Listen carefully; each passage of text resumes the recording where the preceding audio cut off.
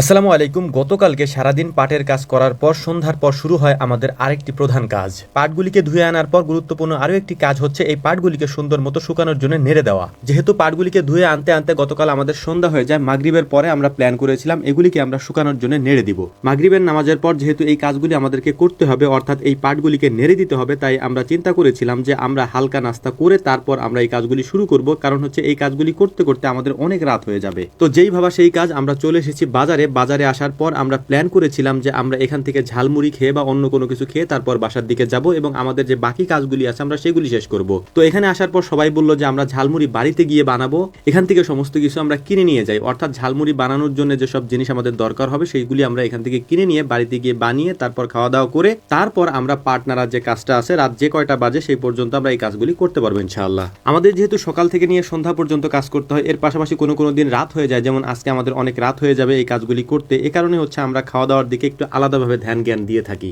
সজীব মামার ভাষায় যদি বলি, পেটে যতক্ষণ খাবার নামক তেল আছে ততক্ষণ কাজ করার জন্য শরীর নামক ইঞ্জিন চলতে থাকবে ইনশাআল্লাহ। তো যাই হোক, আলহামদুলিল্লাহ বাজার থেকে আমরা অনেক কিছু নিয়ে এসেছি ঝালমুড়ি বানানোর জন্য। যদিও ঝালমুড়ি বানানোর জন্য এত কিছু লাগে না। অনেকে আমাদেরকে বলেন, ভাই রাতেও কেন আপনারা কাজ করেন? কারণ যেহেতু সারাদিন আপনারা কাজ করেন, রাতে তো আপনারা রেস্ট নিতে পারেন। কিন্তু আমাদের কাজগুলি হচ্ছে এরকম যে এমন এমন কাজ আছে যেটা আমাদেরকে রাতেও করতে হয় বাধ্যতামূলকভাবে। যেমন ধরেন, সারাদিন কাজ করার পর গরুর খামারের কোনো গরু রাতের বেলা বাচ্চা দিল, তো ওই রাতে আমাদের আর ঘুমানো হবে না। এর কারণ হচ্ছে ওই গরুর ফুল কখন পড়বে বা বাচ্চার যত্ন কিভাবে নিতে হবে, এই কাজগুলি করতে করতে আমাদের এমনিতেই সকাল হয়ে যায়। তো দেখতে দেখতে আমাদের ঝালমুড়ি বানানো হয়ে গিয়েছে এবং এটা আমরা সবার মাঝে পরিবেশন করছিলাম। আমরা সবাই মিলে ঝালমুড়ি খেয়ে এশার নামাজের পরে মূলত আমরা আমাদের মূল কাজ যেটা সেটা শুরু করবো ইনশাআল্লাহ। সন্ধ্যার সময় এই পাটের গাইড বলি আমরা, এই গাইডগুলিকে আমরা এখানে রেখে দিয়ে গিয়েছি পানি ঝরার জন্য।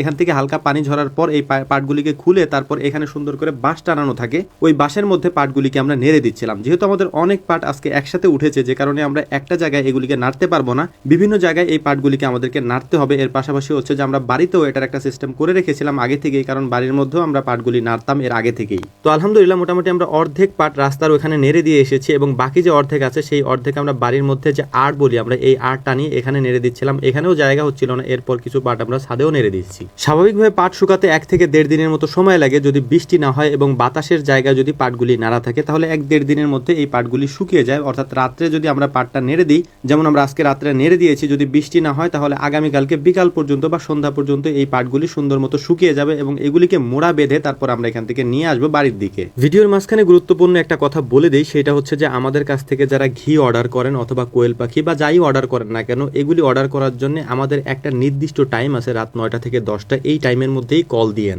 এছাড়া আমাদের সাথে যোগাযোগ করার আর কোনো মাধ্যম নাই। রাত 9টা থেকে 10টায় এই 1 ঘন্টায় আমরা সবার সাথে কথা বলি ইনশাআল্লাহ। আমাদের ভেরিফাইড ফেসবুক পেজ বিসমিল্লাহ এগ্রোর মেসেঞ্জারে গিয়ে আপনি রাত 9টা থেকে 10টা প্রতিদিনই আমাদেরকে কল দিতে পারবেন। আলহামদুলিল্লাহ গতকাল রাতে যে পাটগুলিকে আমরা নেড়ে দিয়েছিলাম, আবহাওয়া ভালো থাকার কারণে পাটগুলি আজকে সন্ধ্যার মধ্যেই শুকিয়ে গিয়েছে। এখন মূলত এই পাটগুলিকে আমরা আমাদের ভ্যানের মধ্যে সাজিয়ে নিচ্ছিলাম, সাজিয়ে নিয়ে বাড়ির দিকে নিয়ে যাব এবং মজুত করে রাখবো। যখন আমাদের প্রয়োজন হবে তখন আমরা এই পাটগুলি বিক্রি করে দেবো ইনশাআল্লাহ। তো আমাদের জন্য দোয়া করবেন। আসসালামু আলাইকুম ওয়া রাহমাতুল্লাহ।